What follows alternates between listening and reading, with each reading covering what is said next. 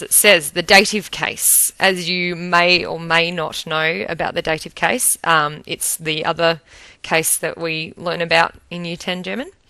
And you may have already come across it when you have seen dative prepositions. Okay, so especially here, if you see mit, which is third on the list, means with, that is a really common dative preposition in German.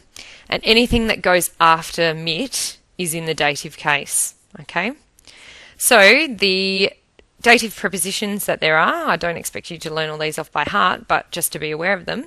There's aus, bei, mit, nach, seit, von, zu, and then there's außer and gegenüber. Okay, they're not as common, the bottom two, but the first 7 are very common, so get used to them and just be aware that if you ever see one of them, that you need to use the dative case afterwards. Okay.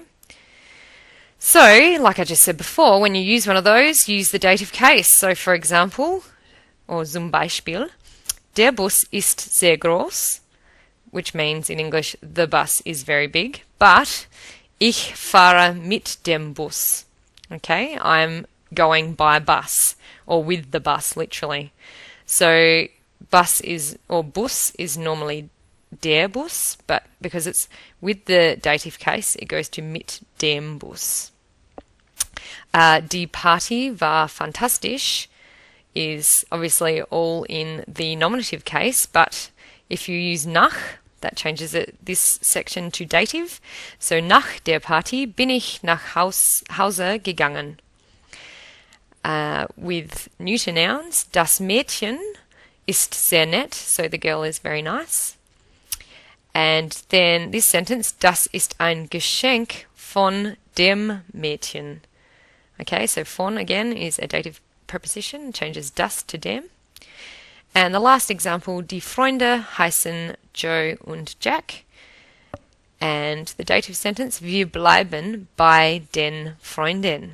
Okay, and you can see here especially bei is a dative preposition, and you can see that it has actually added, you have to add an N to the word Freunde. Okay, so you add the N here, so that makes it Freunden. Alright, there's another instance when you must also use the dative case, and this is what can be a little bit confusing. Dative for the indirect object. Okay, so we all know about direct objects, so when you're doing something to an object, that's the direct object. But the indirect object, okay, I'll explain this. Take the example, I'm giving the Salvos my old clothes. The question, Frage, who is the subject of the sentence? Antwort, I. I am the subject of the sentence, I am doing the action. I am giving the Salvos my old clothes. Second question, who or what is the direct object of the sentence? So who or what is having something done to it? Okay, I'm giving the Salvos my old clothes. I'm doing the action, and who or what is getting the action? And the answer is my old clothes. They're being given to the Salvos. Okay, so that's the direct object. Therefore, who or what is the indirect object? And so who or what is receiving the direct object? This is where it gets tricky. And the answer is the Salvos. So to whom is being given the object in this sentence? Okay, that's why it's a bit confusing. So as you can see, as a summary statement sentence down here, the indirect object is who or what is receiving the direct object. In this case, the Salvos are receiving my old clothes. Therefore, the Salvos are the indirect object. Alright, we'll work through a few more examples because that is confusing. So, to identify an indirect object, think who or what is receiving something. Okay? Whoever that person is the indirect object, and therefore they are in the dative case. You need to use the dative case with that person or company or whatever it is. Okay, so here are some more examples. I am giving her a book. Okay? The subject of that sentence is I. because I am doing the action. The direct object, who or what is having the action done to it, is a book. Okay. The indirect object is the person receiving the direct object. So in this case, it's her. So ich gebe ihr ein Buch. The second example down here, Susie gives the boy the CDs. The subject is obviously Susie, she's doing the action. The direct object are the CDs because they're being given away. And the indirect object, the person receiving the CDs, is the boy. Okay? So the German translation, Susi schenkt dem Junge die CDs. And the last example down here, the man sold us the house. In this sentence, the subject is the man because he sold the house to us. The direct object is the house because it has been sold. And the indirect object, so the person who is receiving the direct object, is us because the house is being sold to us. And in German, der Mann hat uns das Haus verkauft. Okay. There are also, like I mentioned before, some verbs that precede the dative case. Okay, so some of these verbs that you need to be aware of are antworten, geben, danken, gefallen, gehören, helfen, passen, and stehen. And the translations are next to them. Passen means to fit, because that can mean a couple of different things. And stehen here means to suit. Okay, and here are some examples. Ich antworte dem Mann.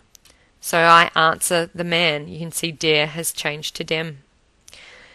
Second example, wir danken der Lehrerin, because it's normally die Lehrerin, changed to der. We thank the teacher, the female teacher.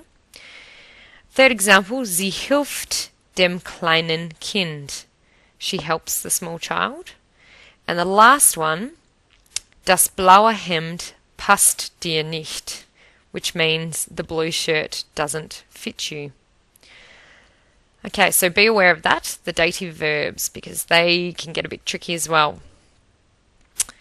All right, as I said at the start, this is about pronouns as well as. So, as you saw before, ich goes to mich, and then in the dative, it goes to mir.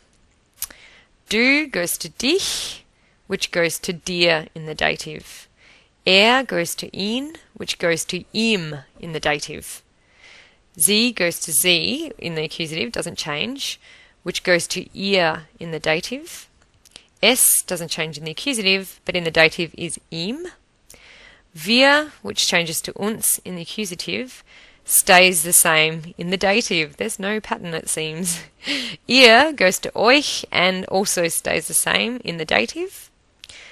Sie for they stays the same in the accusative, but in the dative changes to ihnen. And sie with a capital S is the same in the accusative, which changes to ihnen with a capital I in the dative case. Okay? Now, with word order with all of this, with the direct and indirect objects in the same sentence, you need to direct object always comes before the direct object. Okay? So, when you have a sentence like this sentence here, meine Mutter schenkt meine Schwester eine Handtasche, which in English means my mother gives my sister a handbag. Okay, so my mother is the subject. She's giving a handbag, which is the direct object, okay, to my sister. So my sister is the indirect object there. So the handbag is being given to my sister. So the indirect object comes first in German, and the direct object comes second. There is an exception. If you have two pronouns in a sentence, the direct object comes first. So, for example, gibst du es mir bitte means give it to me, please. That's just an exception. Don't stress too much about it for now.